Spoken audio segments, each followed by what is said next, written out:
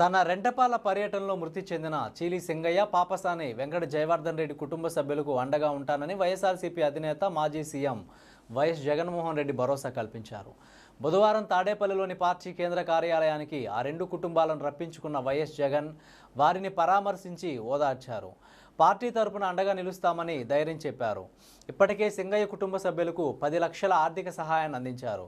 మరోవైపు పల్నాడు పర్యటనలో గుండెపోటుతో మృతి చెందిన సత్తెనపల్లికి చెందిన పాపసాని వెంకట జయవర్ధన్ రెడ్డి కుటుంబ సభ్యులు వైఎస్ జగన్ను కలిశారు. జయవర్ధన్ తల్లిదండ్రులు సావిత్రి, భాస్కర్ రెడ్డి, సోదరుడు మణికంఠారెడ్డి ఇతర కుటుంబ సభ్యులను వైఎస్ జగన్ ఓదార్చి ధైర్యం చెప్పారు. ఈ కుటుంబానికి కూడా వైఎస్ఆర్సీపీ అండగా నిలిచింది. తక్షణమే పార్టీ తరపున 10 లక్షల సహాయం అందజేశారు. జయవర్ధన్ కుటుంబాన్ని అన్ని విధాలా ఆదుకుంటుందని ఈ సందర్భంగా వైఎస్ జగన్ భరోసా ఇచ్చారు. ఈ కుటుంబం వెంట వైఎస్ఆర్సీపీ సత్తెనపల్లి నియోజకవర్గ సమన్వయకర్త డాక్టర్ గజ్జల సుధీర్ భార్గవ రెడ్డి ఉన్నారు.